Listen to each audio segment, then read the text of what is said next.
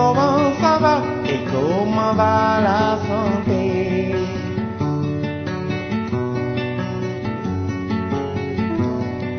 Bonjour, comment ça va et comment va la santé?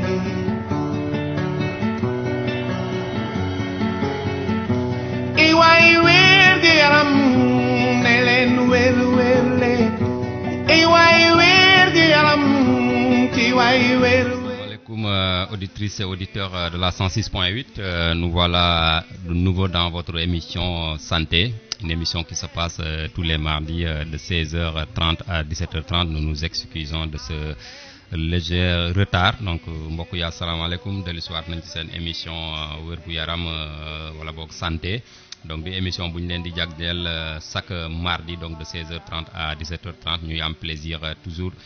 di ci ànd ak suñu mbokk waa district sanitaire yi tey nag ñu recevoir fii vraiment si suñu studio ñaari dames yoo xam ne vraiment seen liggéey aussi am na solo te elle est vraiment déterminante donc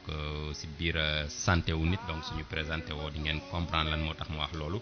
mais balaa ñuy xóot rek di leen di jox thème bi nga xam ne moom la ñuy waxtaane tey. Donc dañ leen di bàyyi ñoom ñu présenté wu wax ñi ñoom ñooy kan ak ci ban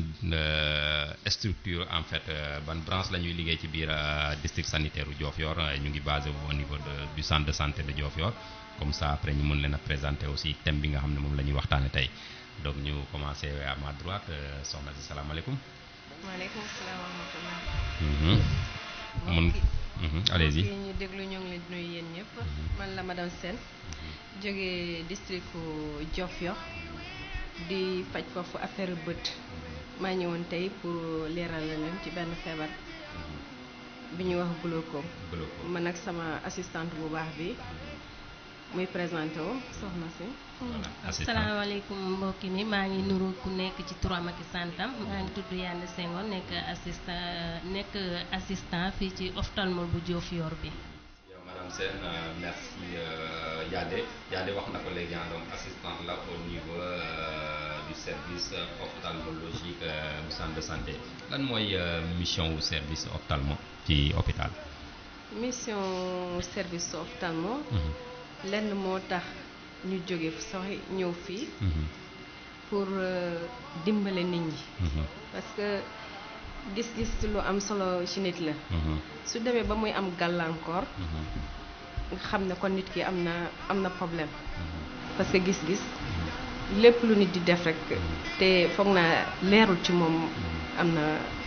gàllankoor daal. loo tax ñu ñëw waslu suñu àq pour dimbale nit ñi ci seen problème mu gis-gis. waaw maanaam seen liggéey daal moom lépp lu jëm ci bët daal ci ngeen bët daal la ñu nekk waaw. waaw voilà Yande ma faral ñuy dégg ñuy naan bët mooy nit lu tax ñuy wax loolu bët mooy nit. waaw bët mooy nit boo déggee bët mooy nit rek maanaam nit ki bu ñàkkee bët rek. day manqué lu bëri. ndaxte boo amul bët rek lu bëri dootoo ko mun a def maanaam boo ko amul. lépp loo xamante ne yaa ko da nga koo soxla rek dañ la koy bëgg di defal. waaw moo tax ñu ne bët mooy nit. waaw bët mooy nit madame Sène est-ce que am na lu mën a remplacer bët. bët moom wax dëgg yàlla tubaab bi mën na jéem lu nekk wante lu mën a remplacer bët moom. gisagoo ko wax dëgg yàlla gisaguma ko. gisagoo daal lu mën a remplacer bët kon bët daal ku yóbbu daal sàmm ay bëtam. ku yóbbu daal sàmm ay bëtam. d'accord nga xam ne tokk lu ci nekk rek. daw si ñu xoolal la ko. ñu xoolal la ko balaa muy ëpp loxo. d'accord dinañu waxtaane tey. tey dañu ñëwoon ci thème bu am solo. boo xam ne moo ngi fi. nekk ak ñun. nuñ ko mën a waxee mel ni takkandeer parce que loo xam ne doo ko yëg la. doo ko yëg suy ñëw. su egsee rek. ba presque jeexal la ci ngay door a yëg ne man kat am na lu ma daal. waaw looloo taxoon ñu ñëw tey. pour leeralal tuuti. may leen tuuti dégg-dégg. ci feebar boobu. feebar boobu mooy feebar bi ñuy wax glaucome. bu dee dañ ko wax ci olof. mooy tension bët. tension bët. tension bët. d'accord su ñu waxee ne sa bët bi dafa amee tension. moom la ñu wax ne parfois moom la ñu waxee ne da nga amee glaucome. dama glaucome. waaw définiral glaucome mooy lan pour ñu ñuy déglu. pour ñu ñuy déglu. pour ñuy déglu li na mën a firndal ci glaucome. parfois il faut nga jëli bët. mu mel ci melokaanam. parce que bët soo koy séen nii tuuti na trop. mais bëri na bëri na affaire ci biir. mooy li nga xam ne mooy dafa def ñaari néeg. ñaari néeg. forme bi forme tennis la. forme bal. bal bi aussi am na lu ko lal mooy lu weex li. loolu mooy tunique mooy mantoom daal. moom la ñuy wax mbubbam. waaw tunique boobu. li am na looy xool ci bët bi muy ñuul. loolu du lu ñuul mais am na weer. weer boobu moom mooy séparer néeg bi nekk ci kanam. allo. mooy lu ñuul li ngay gis ci bët bi. ak lu weex li ngay remarqué. lu ñuul li am na weer bu tegu ci kaw. weer boobu tegu ci kaw. tegul directement ci lu ñuul li. am na lu mu bàyyi entre digganteem lu ñuul li ak weer bi. loolu mën nañ ko wax mooy salon bi. léegi néeg bi ci biir aussi.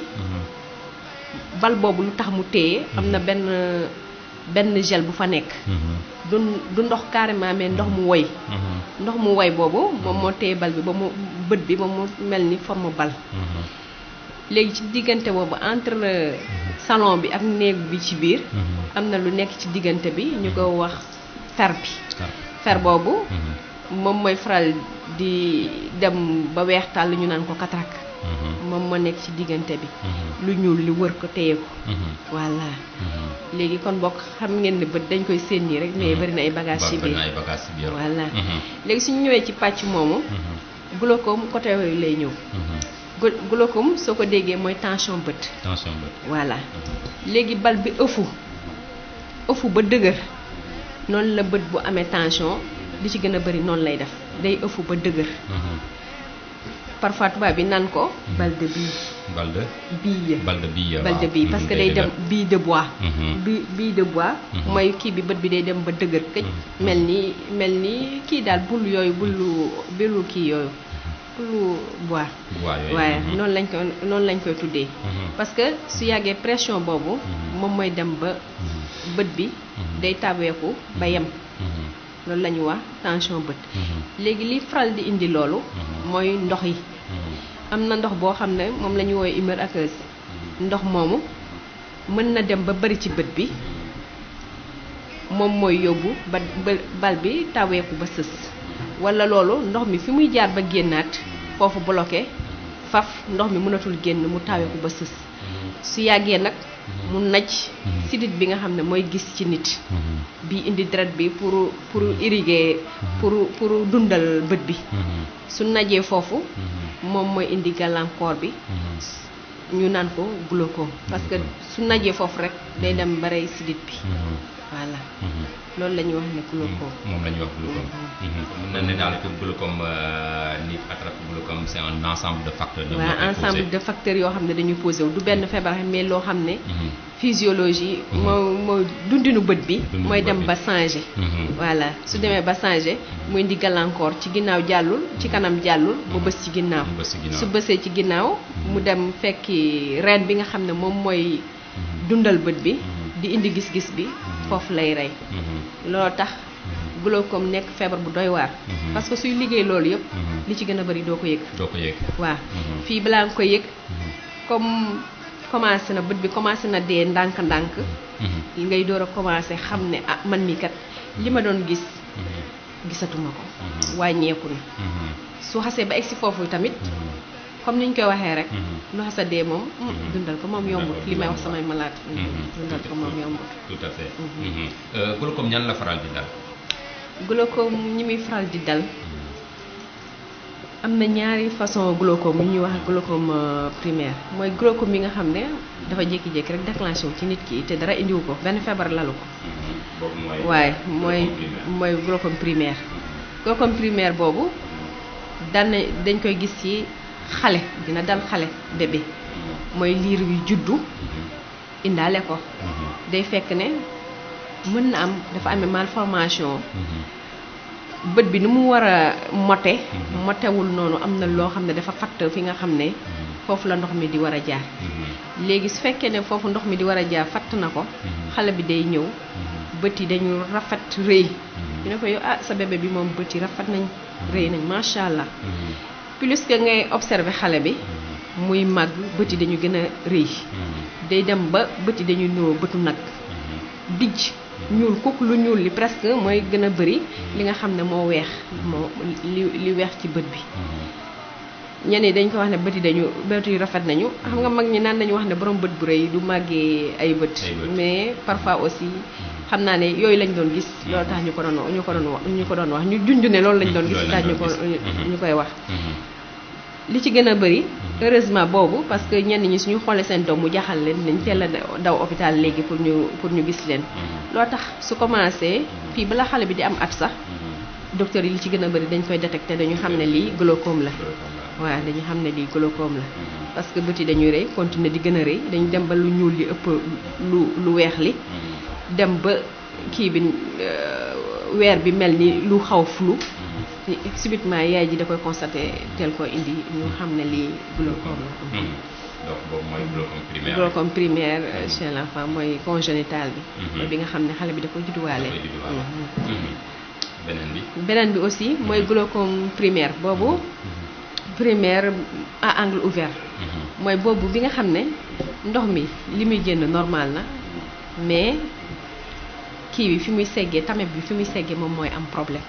soit mu détérioré wu wala mu am lu ko fat mu détérioré wu carrément pour tame bi du mën a segg ndox mi pour mu jàll feneen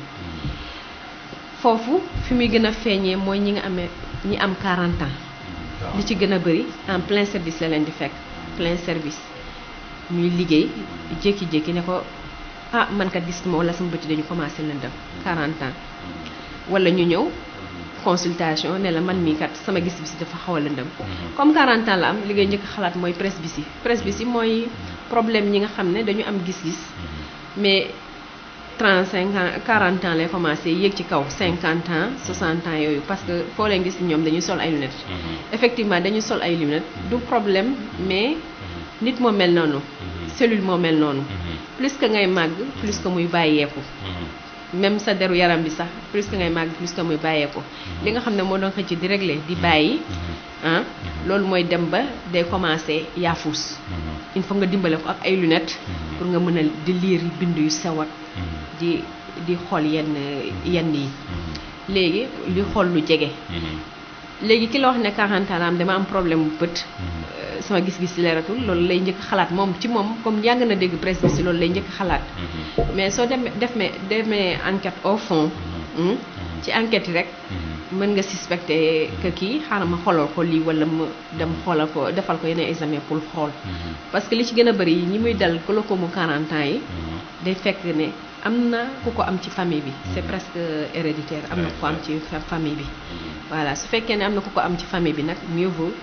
su waxee ne am naa flou visuel wala am naa une baisse d'acuité visuelle mooy sama gis-gis dafa wàññeeku ñu dem defal ko yeneen examen pour gën a xool voilà pour gën a xool exactement lan mooy problème bi affaire presbytie la wala am na leneen lu ci rax effectivement suñu demee ba ci biir di la wax ne sama bët yi day su may liir day jooy wala su may xool day mel ni lu xonq lay gis day jékki-jékki sama vision bi day tourner en rouge léegi nga gën a approfondir say examen pour xam naa glaucome la parce que glaucome pour nga déterminer glaucome la il faut nga amee tension oculaire bi di yéeg mooy nga xool bët bi nga xam ne bii bët bii lii du kii naturel am na lu ñu koy xoolee am na lu ñuy nattee tension bi nga def sa beneen examen bu ñu wax fond d'œil mooy nga xool ci biir bët bi sidit bi nga xam ne moom mooy joxe vision bi di nga gis melokaanam mën na am mu changé commencé weex ak dénaturalisé daal du nurooti comme bi nga xam ne dara jotu ko ñu ngi ci gis loolu ak aussi soo xoolee ci beneen examen bu ñu wax champ visuel mooy li nga xam ne sooy xool ci benn place nga xool sa ndeyjoor xool sa nga kii sa ndeyjoor di xoolaale sa ndeyjoor sa càmmoñ ci kaw ak ci suuf nga xool ndax espace boobu yëpp yaa ngi koy gis sooy xool ba fixé benn point boo jàkkaarloo nga fixé benn point rek bu jub ngay xool ndax alentour boobu yëpp yaa ngi koy gis effectivement am na benn machine yu ñu koy xoolee nag soo neexee mën nañ ko xoolee noonu bu dee patient bi comprendre mën nga koo xoolee noonu mais su fekkee ne patient bi comprendre mën nga ko defal examen à la machine mu won la exactement kii vision fan la toll waaw examen yooyu nag bëriwul parce que ñun dañu mujjee yóbbante ba Thiès wala Dakar pour defi champ vision waa champ visuel yooyu ok donc définir nga lu ñaari forme glaucome mooy glaucome primaire bi nga xam ne xale bi dafa judduwaale ak glaucome bi nga xam ne à l'âge de 40 ans moom la faral di daal donc yooyu ñooy ñaari xeetu glaucome yi ñuy faral di gis lu bëri mais lan moo tax souvent aussi les personnes âgées waaw allez-y mais am na beneen façon glaucome aussi mooy glaucome bi nga xam ne c'est des prédisposés yi nga waaw prédisposés ça veut dire que am na ñoo xam ne c'est pas héréditaire mais par rapport avec leur forme d'œil mooy seen bët yi ni ñu bindoo mën nañu jékki-jékki déclencher benn tension oculaire bu leen yóbboo glaucome ci lenn mooy bët yu ndaw ak ñi nga xam ne aussi dañu amee myopie ñi nga xam ne aussi dañu amee myopie mën nañu jékki-jékki ak ñi nga xam ne dañu amee tension diabète yooyu mën nañu jékki-jékki am blocage boobu mën na indi glaucome voilà est-ce que mën nañu wax par exemple borom bët yu ndaw yi la wala borom bët yu rëy yi souvent ñoo gën a exposé wu wala ñeneen par rapport à ces formes de maladie parce que exposition bi c'est pas à 100% mais day faral di dal ñooñu ñooñu daal lañ ci gën a remarqué moom lañ ci gën a remarqué ñi myope ak ñi am bët yu tuuti yi waaw parce que boobu aussi day bett li ci gën a métti mooy li koy déclencher leen la nit ki stressé day stressé soit stress wala nga jël ay médicaments yoo xam ne comme genre antispasmodique lañ ko wax am na façon garab yoo xam ne mën nañ ko déclencher mais su ko déclencher rek nit ki fu mu jaar day sentir métti loolu la différence yi ak yeneen ñaari glaucome yi yooyu doo sentir métti mais bii ci saa si da ngay sentir métti bu métti sax bu métti bu tar boo xam ne moom forcé nga dem hôpital waaw maanaam sa bët yi dañuy jam di xeseen ak di demee noonu quoi ok donc mbokk yi ñu fàttali leen que yéen a ngi déglu seen émission santé tey ñu fiy dalal madame Sène chef ophtalmologique noonu la Diofior ak voilà quoi Yandé Senghor di assistante am Yandé aussi bëggoon naa la laaj lan moo la dugal ci métier ophtalmo waa Diallo boo ma laajee loolu daf may neex trop li ma dugal ci métier ophtalmo mooy ne ko man boo ko seetloo bi ma nekkee xale bi ma demee boo xàmmeliku man gis naa ne man aussi dama am ay problème mu bët mais gis naa ne terew ma aussi may gis ci laa commencé di laajte ñu ne ma lii feebar la woon ñu na fi mais exactement waxuñu ma woon pour lan la alors que maa ngi gis samay morom dara jotu leen parfois aussi ma gis koo xamante ne dafa xaw a mel noonu mais malgré loolu dérangé wu ma yàqaluma liggéey yàqaluma aussi taxul aussi may am benn yenn complexe yi bi ma duggee ci santé en 2012 boobu la ñu tijji ophtalmologie bu Diofior léegi en 2011 lañ ko tijji après ñu dem ba 2012 ci la ophtalmologue bi fi njëkkoon nekk mu xool ni ma man de dama laa choisir pour nga nekk sama assistante bu ma laajee ndax yow ñeme ngaa tiim bëtu nit di ko opérer ma ne ko bu baax ndaxte loolu rek laa gisoon expérience boo xamante ne su ma ko defee dinaa xam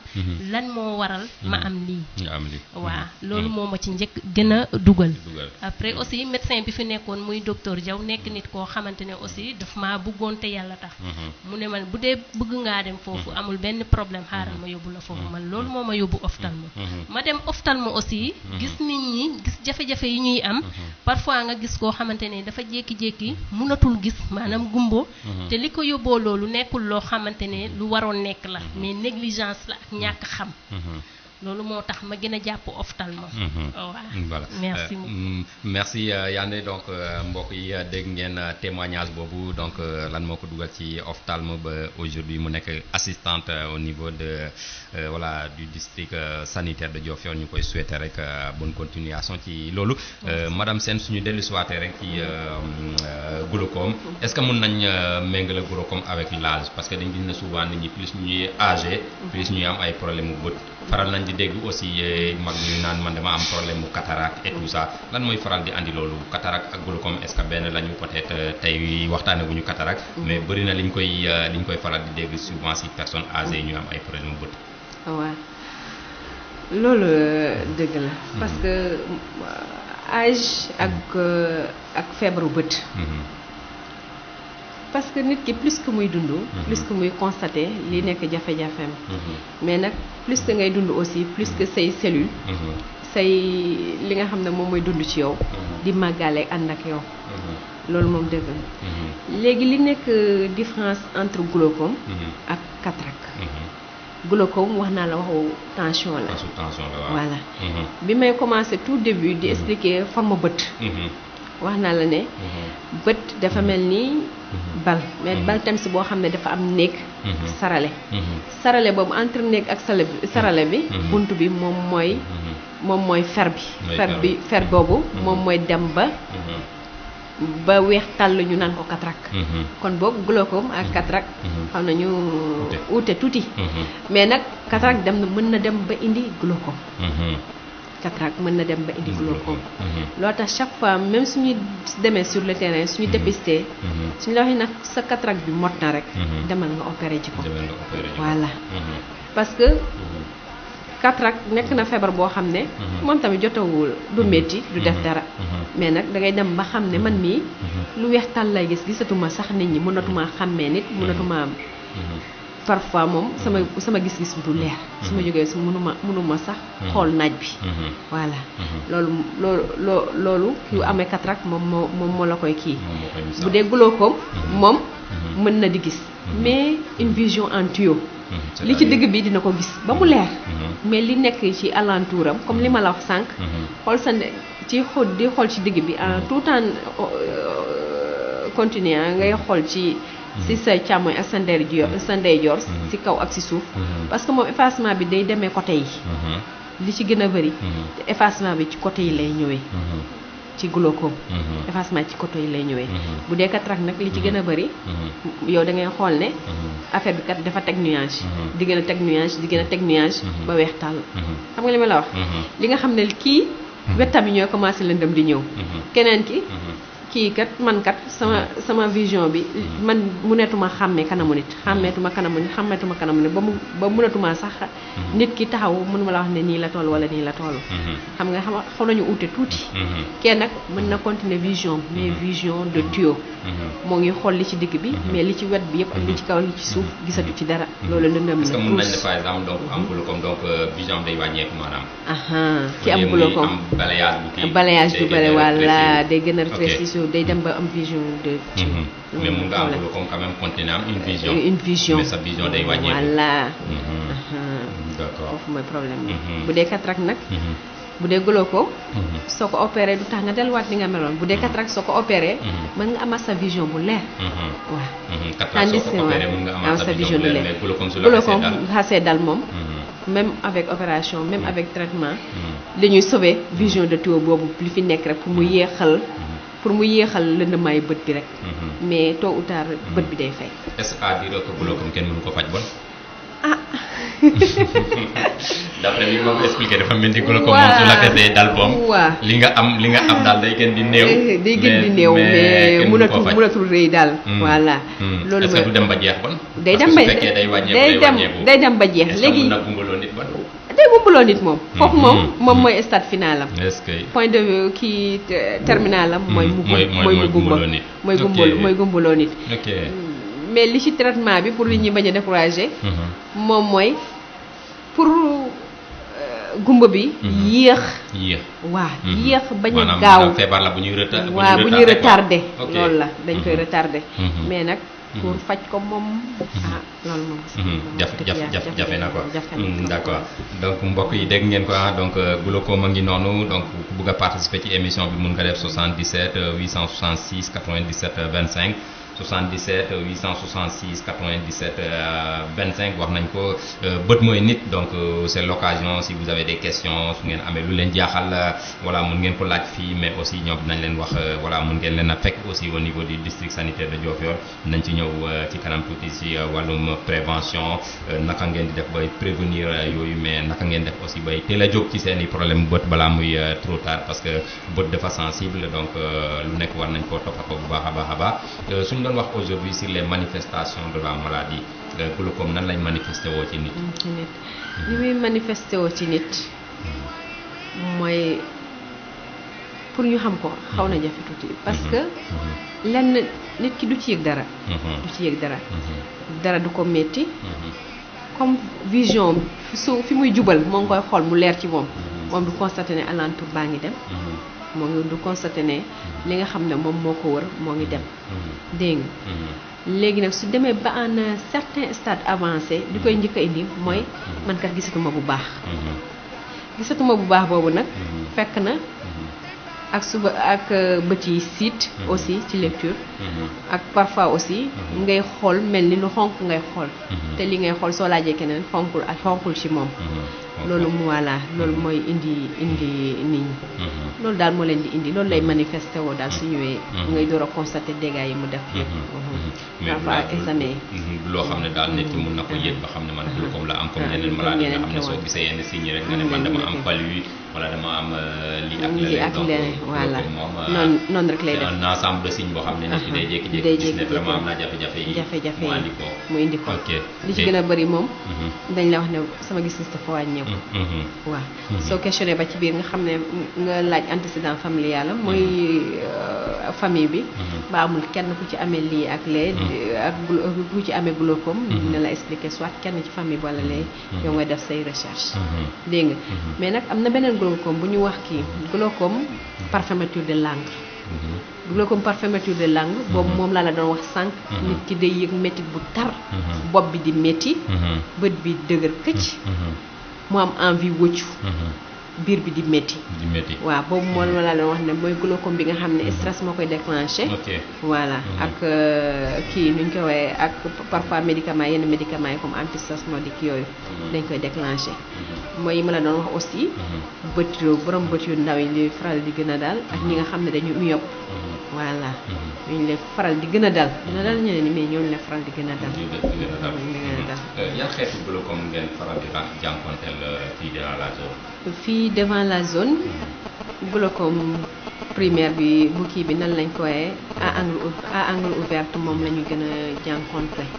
mooy bi nga xam ne âge kii nuñ ko waxee âge 40 ans waaw am nañ ci quelques patients yoo xam ne parfois dañuy ñëw suivi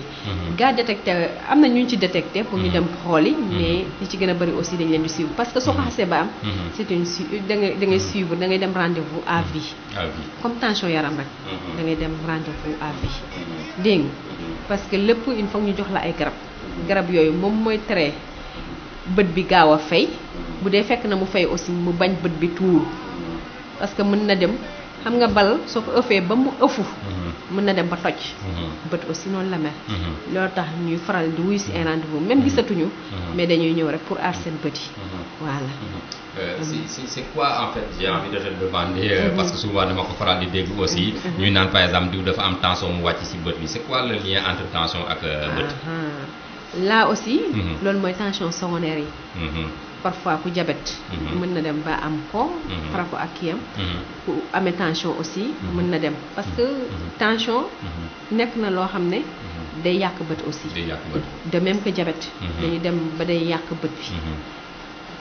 tension day dem ba wàññi siditu bët yi sidit yi saw léegi su demee dootul irriguer ti bët bi bu baax mën na dem créer foofu genre tension aussi moom tamit kii bi aussi am na aussi diabète bi aussi comme ni mu yàggee siditu yaram bi noonu lay yàqee siditu bët yi voilà loolu la ñuy wax ne parfois diabète bi dafa wàcc ci bët bi ak tension bi aussi dafa wàcc ci bët bi kon mën nañ ne ñi am tension ak les diabétiques sont des sujets à risque waaw ci yooyu ak yooyu aussi d'accord mën nañ la wax dina am solo am tension wala diabète voilà soigné bu baax a baax waaw parfois aussi ngay ñëw ophtalmo ñu vérifier la xool au moins ñu lay xool am na aussi ñi amee traumatisme yi comme koo xam ne dañ la mës a dóor ci bët wala dara dal la ci bët yooyu aussi mën na indi ay glaucome voilà mën na indi ay glaucome parce que su fekkee bët bi am na nàcc bu nekk ci biir kii boobu deret boobu nekk ci biir mën na dem ba fatt tame bi su fattee tame bi mën na créer benn glaucome yooyu yëpp ay kii secondaire yoo xam ne par rapport ak kii mën na am aussi genre uvite mooy inflammation bët bi feebar ci biir su feebaree ci biir lu ñuul li ngay gis noonu day dem mën na xaw a tas tuuti ci biir bët bi su tasee tuuti ci biir bët bi mën na dem fatt tame boobu mu indi aussi glaucome yooyu yëpp mën nañ c'est kii à risque yoo xam ne mën nañu indi glaucome d'accord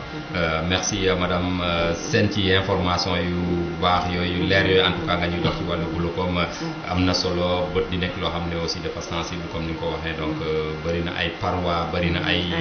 vraiment ay ruq-ruq yu nekk ci bët yoo xam ne peut-être ñun dañ ko gis nii soo jàkkaarloo ak nit mais ñi si liggéey xam ngeen ne bët lu sensible la lu bëri ay ruq la lu ñu war a toppatoo la ñu bàyyi la nga souffler rek ñu ñëwaat sa assistante voilà moom ko laajaat rek yenn question yi mu faral di gis moom di commencé vraiment di dugg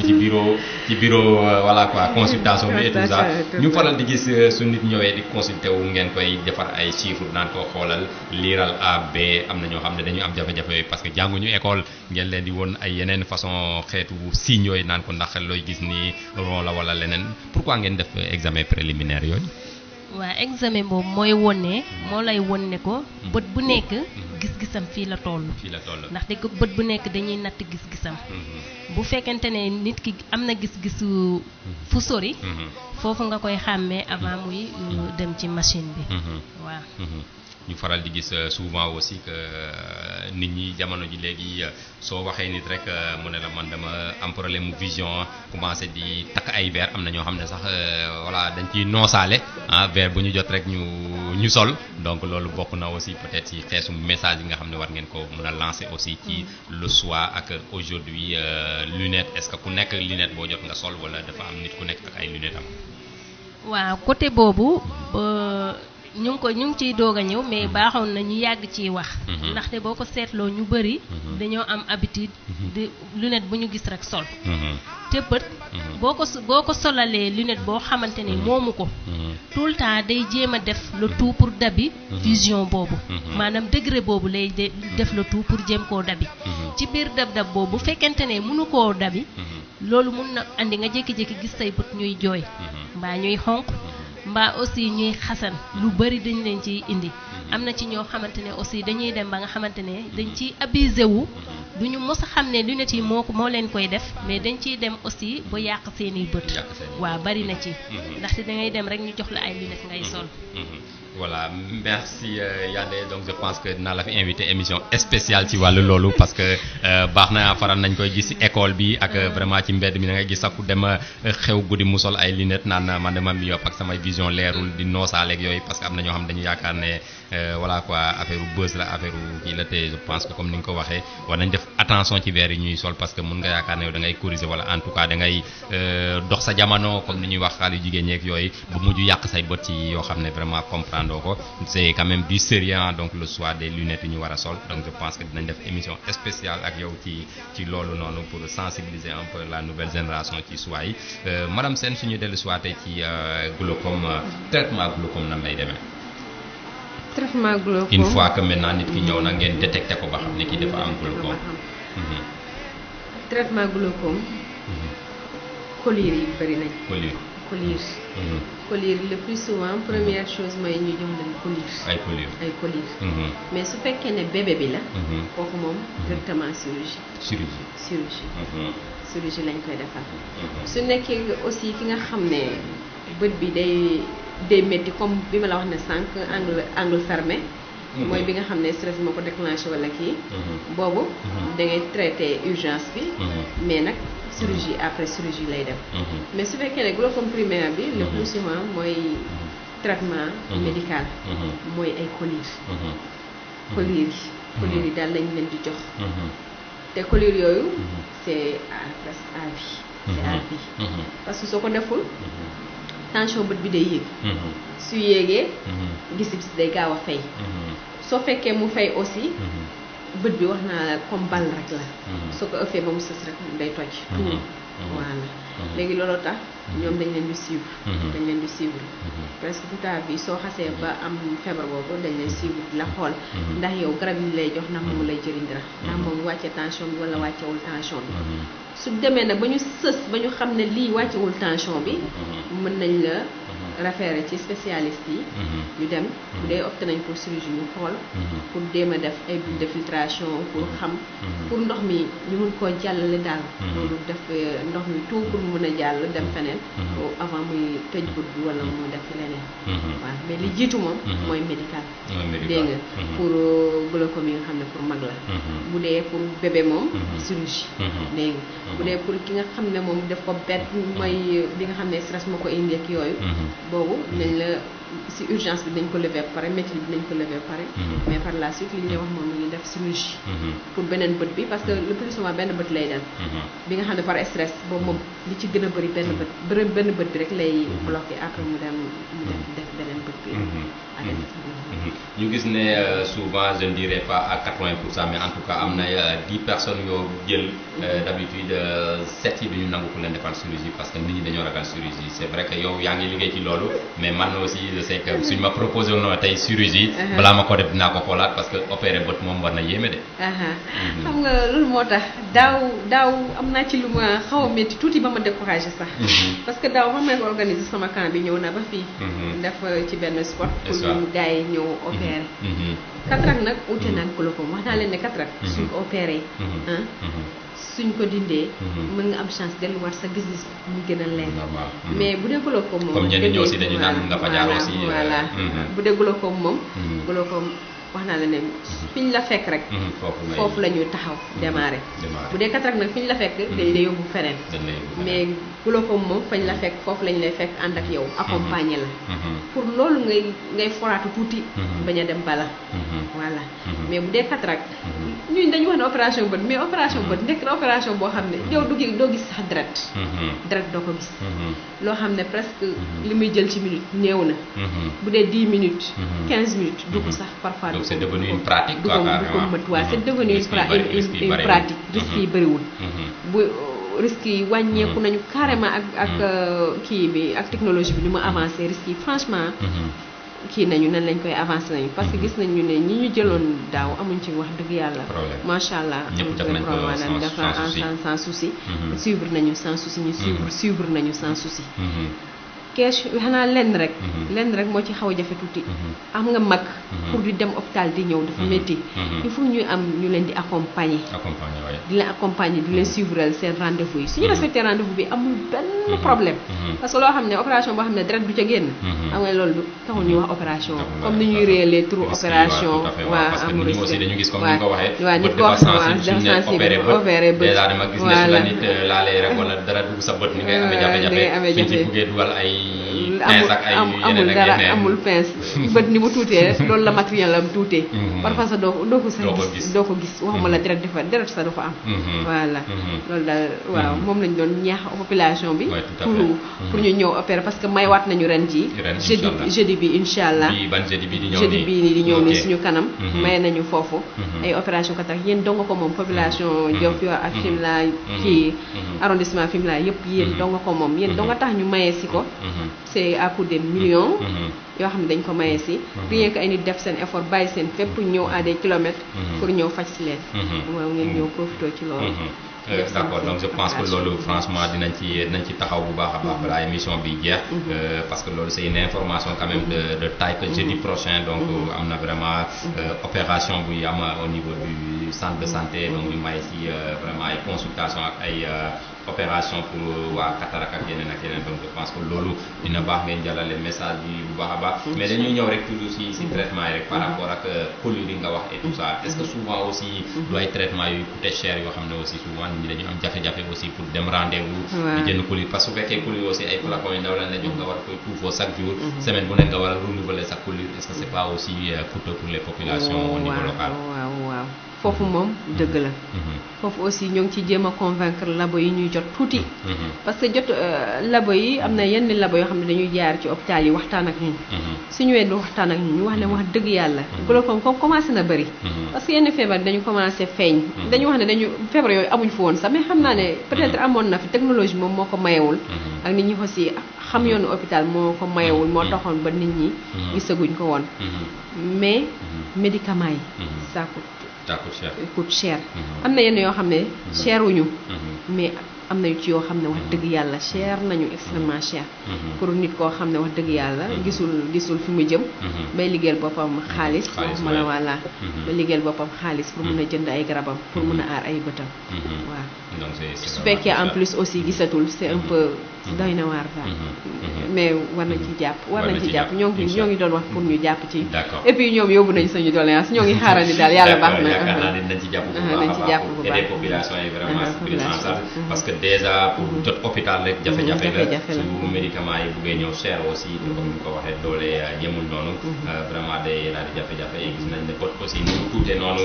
lay mbiram compliqué noonu la chéré aussi parce que même lunettes yi quelquefois day ça coûte très cher souvent am nañu chance peut-être mu am yenn dons yi yegg si ci dispensaires yi ngeen koy baaxee voilà population yi et tout ça mais c'est quand même quelque chose de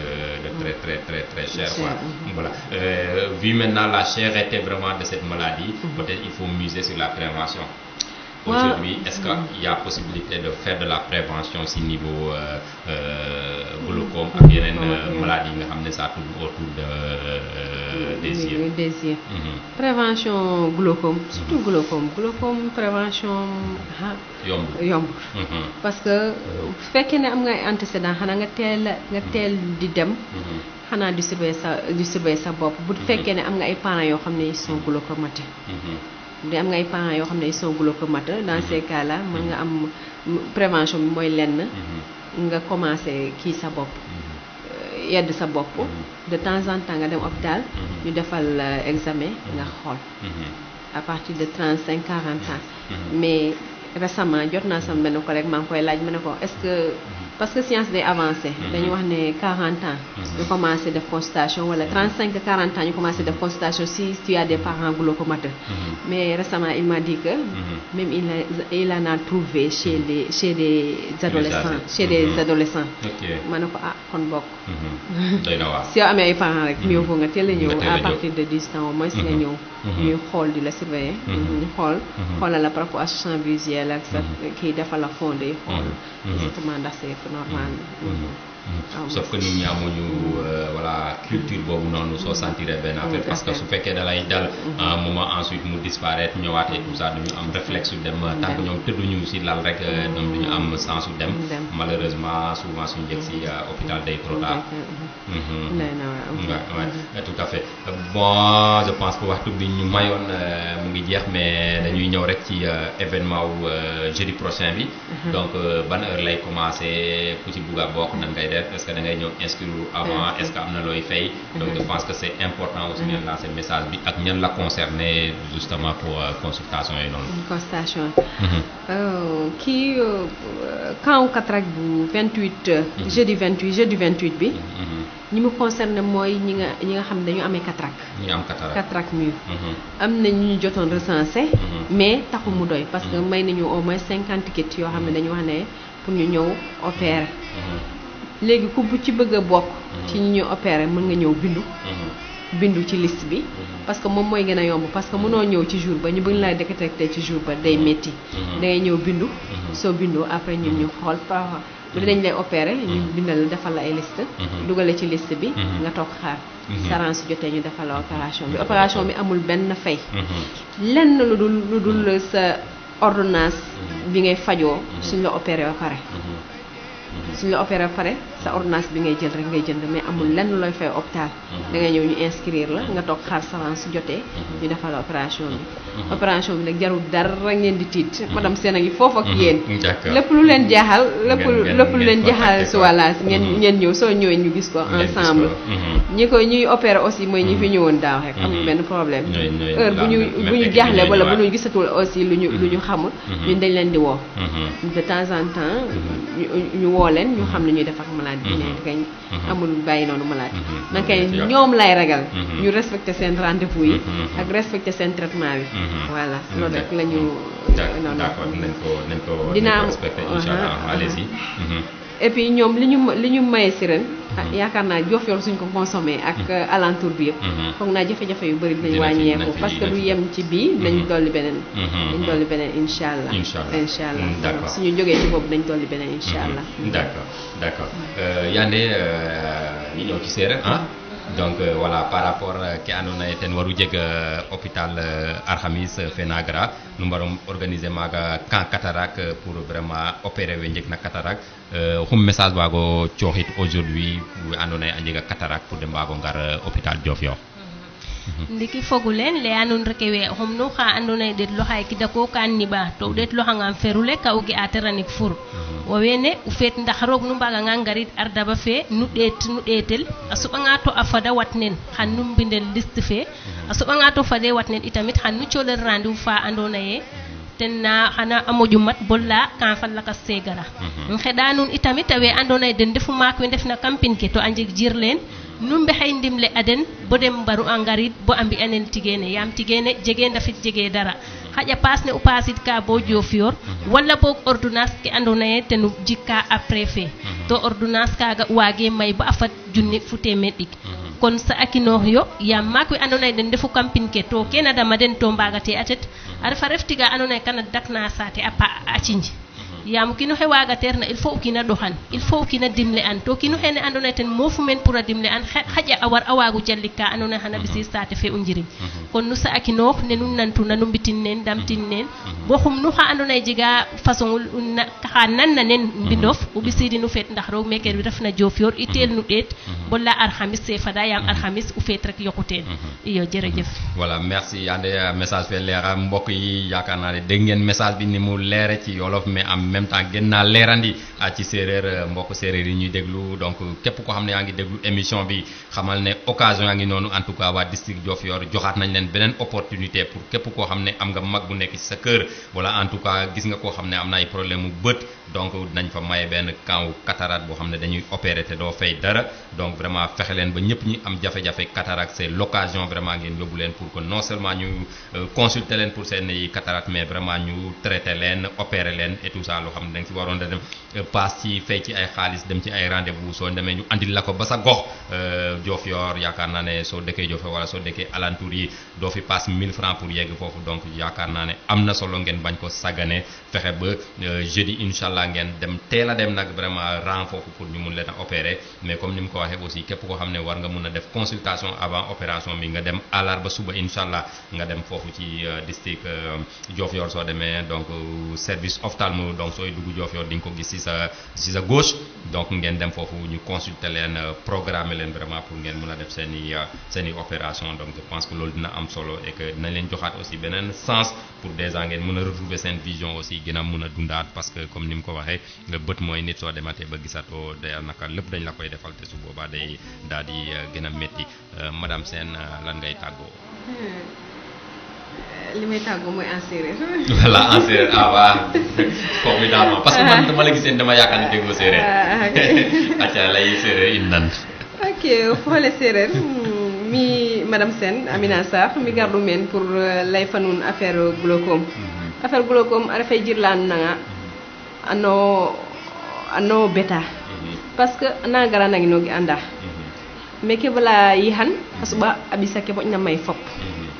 abisanga ke moƴna may fop koy ino ke i ndefan na men même abisanga ke moƴna may gari lam ke i ndefan na men te ref o nga xayuk ɗona mbexey bo sammayanomo ten bo aranomo ten bo goɗ fo ten lam tôt ou tard xaɗañu fa ngidale ken taw boy ngar ɗum men yoka nuun ten jirla nanga a moƴo mayole fop soit na famille fane ref a refange na famille fane te ref o bébé le andonga ten rime fo ten o ɓeenge rimena fo ten a refange o ɓeenge rimena fo ten a waxa a ɗikan i jirla nanga reɗa men i te ref i jirla doyna waar jirla nanga nama xooyte o kuuɗ noge